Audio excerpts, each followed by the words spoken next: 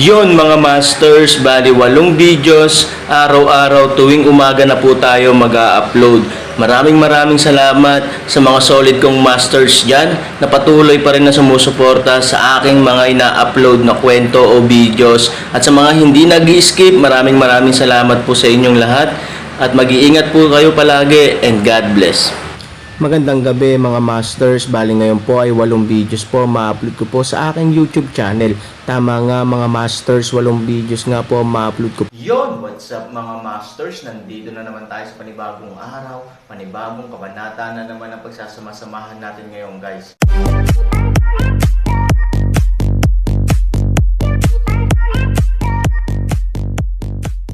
Bali mga masters, kung bago ka pa lang po sa aking YouTube channel, please click the subscribe button, lalong-lalo na po yung notification bell guys, para maging connected pa rin tayo sa isa't isa at maging updated kayo sa mga susunod ko pang video.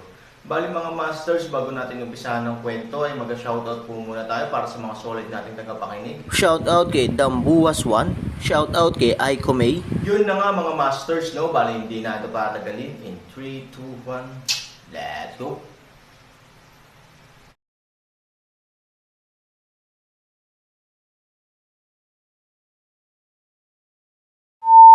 Ngunit ang PAS ay kontrolado pa rin ni Fumang.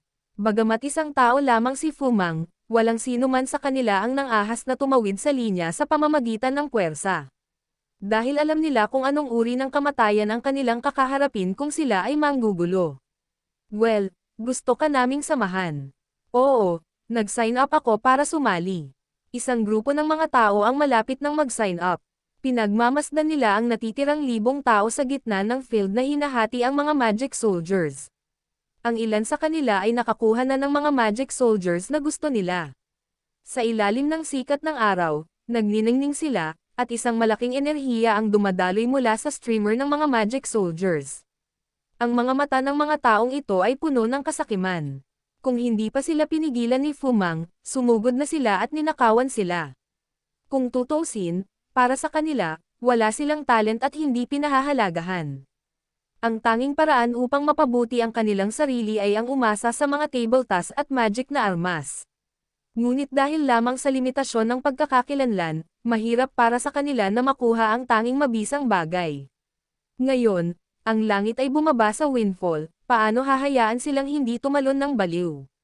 But just when these people were looking at greedy things, Fumang said, "Sorry, hindi na kami tumatanggap ng tao. Bilisan na natin. Kung may maglalakas loob na pumasok, huwag mo akong sisihin sa walang galang na pagtulong."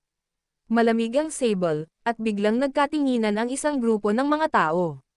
Hindi sila natakot tumulong kay Mang. Natakot sila sa Aaron. Bagamat pumasok si Aaron sa pangunahing bulwagan ng palasyo ng Baguio, at walang tao sa labas, napakalakas pa rin ng kanyang kapangyarihang humahadlang na walang nang-ahas na gumawa ng isa pang hakbang. Ang isang grupo ng mga tao ay agad na nahiya, ang ilang mga tao kahit na matalo pa adon dibdib, panghihinayang halos mabaliw. Ang pagkakataong kumita ng kayamanan sa isang gabi ay nawala sa harap mo. Sa sanggang daan ng bundok, maraming kalungkutan sa buong bansa. Sa oras na ito sa bulwagan, ang Aaron ay inanyayahan sa pangunahing bulwagan. Nagpadala si Ningyo ng isang tasa ng tsaa. Nang ibigay niya ito kay Aaron, halatang tuwang-tuwa ang babaeng disipulo. Walang tsaa. Nakangiting sabi ni Aaron, sa katunayan, ang pangunahing layunin ng kanyang pagpasok ay hindi uminom ng tsaa at makipag-chat. Ang palasyo ng Baguio ay isa sa kanyang mga unang layunin. Nakangiting sinabi ni Ningyo, batang siya, mahigit 19,000 taon na ang nakalipas mula nang itatag ang palasyo ng Bagaw. Sa simula ng pagkakatatag nito, ang mga ninuno ay laging may neutral na posisyon at hindi sumasanib sa anumang puwersa o pakikibaka, kaya nadurog ang puso ni Aaron, ngunit tumango siya. Gusto man niyang sumama sa palasyo ng Baguio, kung ayaw ng iba, hindi na siya nagtanong. Tumango siya at tumayo si Aaron, sige, aalis na ako. Dahil doon, tumayo si Aaron at lumabas. Pagdating niya sa pinto, biglang sinabi ni Ningyo, batang siya, ang laki na nang naitulong mo sa amin, pero hindi mo makuha ang gusto mo. Payag ka ba? Isa pa, kahit hindi ako mabuting tao, hindi rin ako masamang tao. Ano ang silbi ng pagiging handa o ayaw tumulong sa isang tao sa kaso ng kawalan ng katarungan? Sa sandaling bumaba ang boses, nakangiting sinabi ni Ningyo, kung gayon, mangyaring uminom ng tsaa bago ka umalis, batang siya. Salamat, may gagawin ako. Babalik ako sa ibang araw. Aaron tapusin, ay umalis. Mahirap sabihin na ang pinuno ng alyansa ay hindi umiinom ng tsaa mula sa kanyang mga nasasakupan, tama ba? Nakangiting sabi ni Ningyu. Nang marinig ito, si Aaron ay natigilan saglit. Lumingon siya at nakangiting sinabi, Master Ningyu, ano ang ibig mong sabihin? Kailangan mong maging neutral saglit, at kailangan mong sumama sa amin. Sandali, sabi ni Ningyu na may mapait na ngiti, hindi ko kilala ang pinuno noon, at hindi ko alam kung mabuti ba siya o masama kaya sinabi ko na ayaw kong sumama sa kanya. Dahil doon, nang hindi na hinintay na magsalita si Aaron, malumanay na tumanggo si Ningyu, at isang grupo ng mga babaeng disipulo ng Palasyo ng Yelo ang lumuhad sa Aaron. Nakita ko na ang pinuno. Bagamat hindi alam ng maraming disipulo ang intensyon ng pinuno, tumawag pa rin sila. Bumangon ka na. Ang Aaron ay nagmamadali, wala sa mga alagad ang tumayo. Napatingin silang lahat kay Ningyu, naghihintay sa susunod niyang pagtuturo. Sumimangot si Ningyu at hindi nasisiyahan, paano? Bingi ka ba? Hindi mo ba naririnig ang pinuno? Ngunit ang Panginoon ng Palasyo, ang Zoxel ng Palasyo ng Yelo ay palaging, tihil pero matapang na sabi. Oo, Master, mag-isip ka ng 2 beses. Mapait na ngumiti si Ningyu. Bakit hindi alam ni Zuzon? Bilang pinuno, gusto niyang mahigpit na sumunod sa mga alituntuning ito, ngunit ngayon ay hindi na niya nagawang sundin ang mga ito. Sinusunod nila ang mga alituntunin, ngunit ang iba ay lumabag na sa mga patakaran at inatake ang neutral na kampo. Kahit na ang palasyo ng Baguio ay mapalad na makalayo sa gyera ngayon, ano ang maaari nilang labanan ang paghihiganti ni Fuya at Yao Shen? Kung gusto nilang mabuhay, dapat silang protektahan ng kapangyarihan. Ang Aaron ay mabait sa kanila. Bilang karagdagan sa pagsubok ng Ningyu, iniisip ni Aaron na hindi siya masama. Maaaring ito ang pinakamagandang pagpipilian para sa palasyo ng Baguio ngayon. Sinabi ni Ningyu ang mga salitang ito at tumingin sa Aaron, bagaman ang mga alagad ng palasyo ng Yelo ay mga babae, mayroon silang malakas na personalidad at matalino, ngunit kung minsan ay hindi sila masyadong masunurin. Sana ay higit na makatiis ang pinuno ng alyansa. Panipi, tingnan Aaron tumango, ning buwan umaasa sa lahat ng mga babaeng mga alagad na naroroon, bear hardships paraan, pagkatapos mong masunurin makinig sa utos ng pinuno, alam. Masunurin namang tumango ang mga alagad. Ang magandang mukha ni Ningyu ay nagpakita ng isang mapait na ngiti, pagkatapos ay bahagyang ipinikit ang kanyang mga mata, at ang kanyang ulo ay nakasandal sa upuan, nahulog si Master si Ningyu sa upuan, isang grupo ng mga babaeng disipulo ang nagmamadaling dumaan. Hawak si Ningyu sa kanyang tabi, sinubukan nilang umiling, ngunit nalaman na wala man lang refleksyon si Ningyu. Pagkatapos, bahagyang umumbok ang katawan ni Ningyu.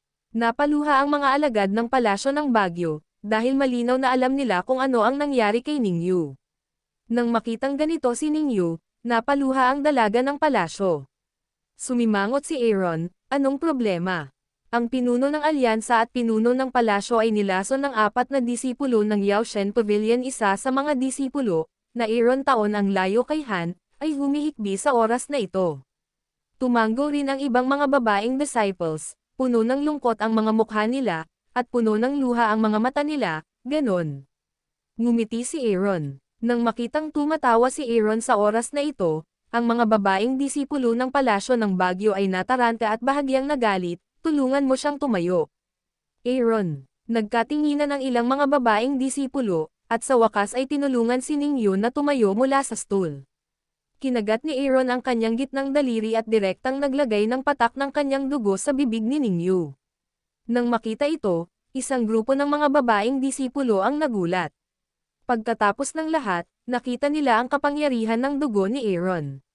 Ngunit bago pa nila ito mapigilan, gumawa ang Aaron ng isa pang kamangha-manghang bagay. Mabangis na hinugot ni Aaron ang isa sa kanyang buhok, at pagkatapos ay inilagay ito sa bibig ni Ningyu.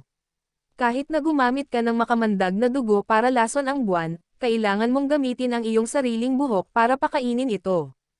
Anong klaseng operasyon ito? Leader ng alyansa, bagaman hiniling sa amin ng pinuno ng palasyo na sundin ka bago siya mamatay, ngunit patay na ang pinuno ng palasyo. Ano ang ibig mong sabihin? Malaki ang kinalaman ng mga disipulong ito kay Ningyu. Si Yu Gangxiang ay pareho nilang Panginoon at nakatatandang kapatid na babae. Nang makitang malapit ng mamatay si Ningyu, kailangan nilang mapahiya. With a dying heart, they also denounce Aaron. Yes, leader, you've went too far. Hindi galit si Aaron, ngunit ngumiti at tumingin kay Ningyu sa upuan. Biglang natigilan ang lahat. Noong nakaraan, nagsimula siyang lumitaw na namamaga, sa oras na ito ay walang pamamaga, ang balat ng katawan ay tila isang bagong Huanran, naging lubhang malambot.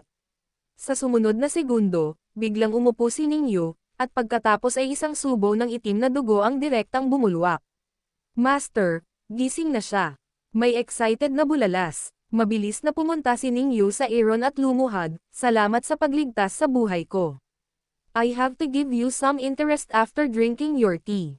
Ngumiti si Han Sanchen. Gayunpaman, pinuno ng alyansa, paano mo mababaligtad ang lason ng yin at yang? Bagamat napaka-disguised ni Ningyu, makikita rin ni Aaron ang pagbabantay sa kanyang mga mata. Hindi ako marunong mag-detox, pero mas makapangyarihan ang lason ko kaysa sa kanila, kaya pinakain kita ng dugo ko. Hayaan mong lumunin ng lason ko ang lason sa katawan mo, at pagkatapos ay i-detoxize ko ang sarili kong lason. Aaron, hanggat ikaw ay mabilis, maaari mong i-detoxify ito. Ito rin ang nagpapatunay na totoo ang sinabi ni Ginseng Baby. Minsan, kakaiba talaga ang Aaron.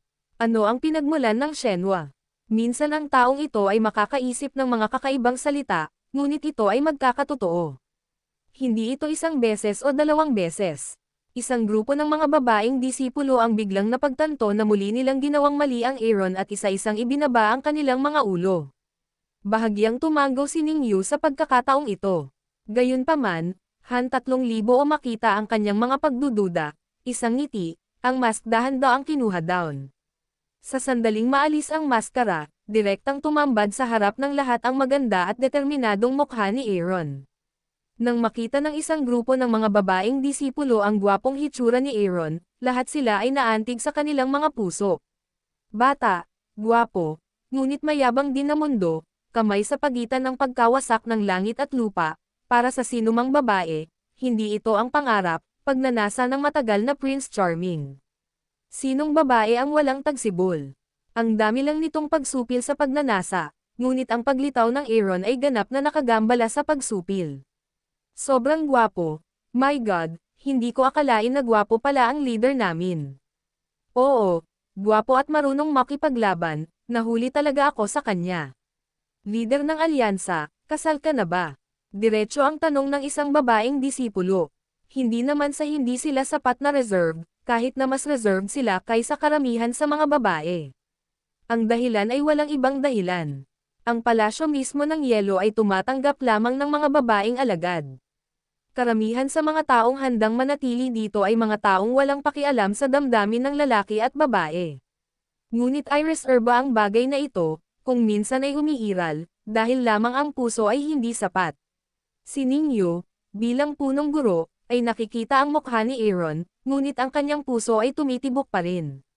Dapat ay pinigilan niya ang kanyang mga alagad sa pagtatanong ng mga ganoong katanungan, ngunit hindi niya ginawa, dahil kahit siya ay naghihintay sa sagot na iyon.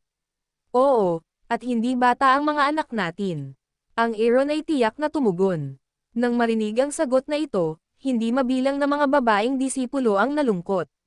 Oo naman, ang mahuhusay na lalaki ay wala sa kanilang turn. Condensate month din sa puso pumalakpak si Deng saglit, sumilay sa utak ang kislap ng pagkabigo. Dahil lahat sila ay sarili kong mga tao, hindi ko sila itatago. Sa pamamagitan nito, muling isinuot ni Aaron ang kanyang maskara at sombrero. Nang maisuot muli ang maskara, nakilala ng ilang babaeng disipulo ang pamilyar na maskara. Tulad ng dalawang gisantes ng misteryo, ang kwento ng misteryosong mukha ng lalaki ay natural na bali-balita. At ang maskara ng Han 3,000 ngayon ay eksaktong kapareho ng alamat. Misteryosong tao ka ba talaga? Ngunit, hindi ba ang misteryosong lalaki ay pinatay na ni Wang Xuanzi? Oo, Pinatay ang misteryosong lalaki, ngunit maraming tao ang nakakita nito sa sarili nilang mga mata. Paano ito mabubuhay muli? Leader ng alyansa, sari-sarili kaming mga tao. Misteryosong tao ka ba? Sinusundan ka namin ngayon. At saka, daan-daang buhay ang nailigtas mo sa palasyo namin sa yelo. Loyal kaming lahat sa iyo. Sabihin mo lang sa amin ang iyong pagkatao. Ang buwan ng Ning ay mahina ring nagpapaalala ng paraan sa oras na ito. Mapait na ngumiti si Around, naglabas ng isang waste token sa kanyang baywang at inihagis kay Ningyu. Nang makita ang waste token na ito, ang mga mata ni Ningyu ay sumambulat ng hindi kapani-paniwalang pagkabigla. Misteryosong lalaki, ang pinakamataas na selyo ni Kishan, ikaw.